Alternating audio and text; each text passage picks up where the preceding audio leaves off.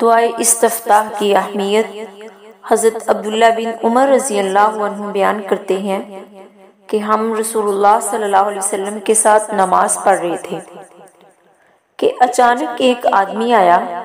اس نے نماز کی صف میں شامل ہوتے وقت یہ کلمات کہے: اللہ اکبر کبیرہ والحمد للہ کثیرہ وسبحان اللہ بکرۃ واصیلا۔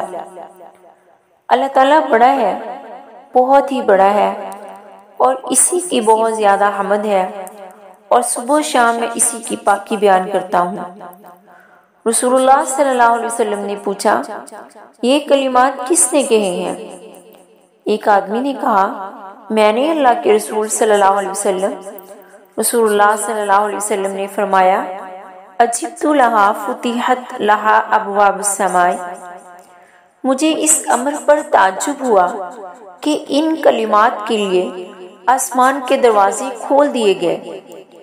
پھر فرمایا، میں نے 12 فرشتوں کو دیکھا جو ان کلمات کو اٹھانے کے لیے آپس میں جلدی کر رہے تھے کہ کون اسے جلدی لے کر جاتا ہے۔ حضرت ابن عمر رضی اللہ عنہ بیان کرتے ہیں، جب سے میں نے رسول اللہ صلی اللہ علیہ وسلم سے یہ بات سنی ہے، میں نے کبھی بھی ان کلمات کو پڑھنا نہیں چھوڑا۔ سبحان اللہ۔